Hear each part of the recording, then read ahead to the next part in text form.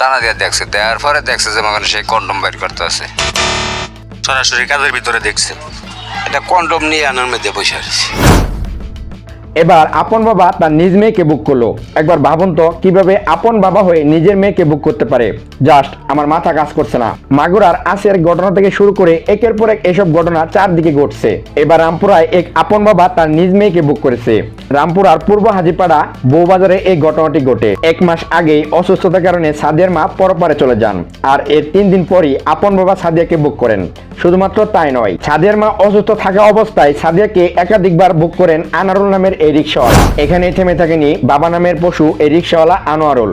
9 মাস রাত 2টার সময় 2 ভাই বোনকে নিয়ে সাদিয়া তার রুমে ঘুমিয়েছিল, আর এই সময় তার শরীরে হাত দেয় বাবা নামের এই পশু রিক্সাওয়ালা আনোয়ারুল। আশেপাশে সব ঘরের লাইট বন্ধ ছিল, কিন্তু তাদের ঘরের লাইট তখনও জ্বলছিল। আর এরপর যা ঘটার তাই ঘটে। বিষয়টি প্রতিবেশীরা বুঝতে পেরে তাকে হাতে নাতে ধরে ফেলে। তো চলুন সেদিন রাতে আর কি কি ঘটনা ঘটেছিল আমরা প্রতিবেশীদের মুখেই শুনে নেই। তো বাড়ি ফেরার পরে মনে করেন ওই দিন লাইট জ্বালানো, তো লাইট জ্বালানোর পরে মনে করেন আমার এক ভাই মনে করেন ফাঁসের তো নাই দেখতেছে কি এই ঘরটার মধ্যে লাইট জ্বালানো কেন।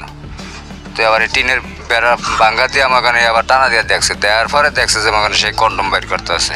সব হওয়ার পরে মনে আমরা ডাক দিয়ে উঠেছি, উড়ানোর পরে আর যে গেলাম যে আপনি কী করছেন, শিকার যায় না। এই না যাওয়ার পরে আমরা নিজের এই কন্ডমটা বাইর করলাম, করার পরে মনে করেন সামনে রাখছি, আর পরে মনে করেন হারে জিগেছি আর এই শিকার করতে গেছে, আমি ভুল করিয়া লেছি।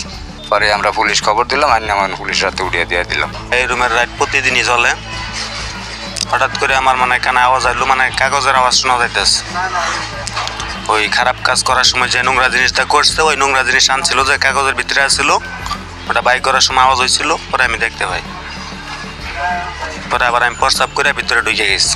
আমি আবার আসছি যে জিনিসটা আবার দেখি, জিনিসটা দেওয়া দরকার। ওই সময় আমার ওয়াইফ বাইরে ছিল, তারপরে ওনারও দেখাইলাম, তারপরে ম্যানেজারে ডাক দিলাম, ওনারাও সব দেখছে, সরাসরি কাজের ভিতরে দেখছে। সবাই মিলে ধরলাম, ওনারা শিকার হয় না। পরে নোংরা যে ফালাই রাখছে, নোংরা খুঁজে বাই করলাম। তার পরবর্তীতে শিকার গেছে, ভাই আমি এটা ভুল করে লাইছি, আমার ক্ষমা করে দেন। আমার ফোন দিয়ে আনছে, আনার পরে দেখলাম যে মেয়েতে এনে আর ওর বাপে এনে এটা কন্ডম নিয়ে আনার মধ্যে বসে আছে। তারপরে এর মধ্যে কী করলাম, আমি আইলাম, আইয়া যে চৌকিটার মধ্যে বইলাম। আবার শিশু বাচ্চা 2টা, ছোটো ছোটো বাচ্চা দেখে মনে করেন যে গায়ে হাত দেবো আমার দ্বারা আমার সম্ভব হয় না, আমি যে 2টা থাপড় দেবো। তাই কী করলে জাবুরে আমার পায়ের মধ্যে বললো, কয় আমার দেখেন জীবনে ভুল করে লাইছি, আর কিছু করবো না। এইটাই তো কেমন তো নমুনা। এসব ঘটনা শোনার পর এটাই মনে হচ্ছে বাবা নামের সেই পশুটাকে পুলিশের হাতে তুলে না দিয়ে আশেপাশের লোকজন মিলে তাকে সেখানেই শেষ করে দেওয়া উচিত ছিল।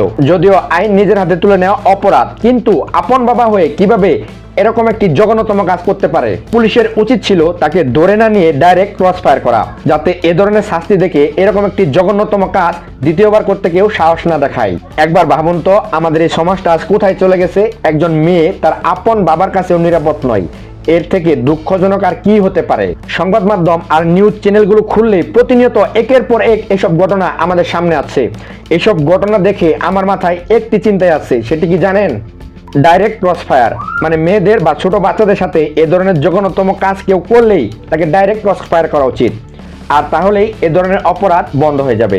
সর্বশেষ এটাই বলতে পারি, সবচেয়ে ভালো হবে দেশে ইসলামী আইন কানুন চালু করা। আপনারা কি বলেন কমেন্টে জানাতে পারেন, আর এই ভিডিওটি বেশি বেশি করে শেয়ার করে সবাইকে বিষয়টি জানাতে সহায়তা করুন। দেখা হবে নতুন কোনো এপিসোডে। সে পর্যন্ত সবাই ভালো থাকবেন, সুস্থ থাকবেন। ধন্যবাদ সবাইকে।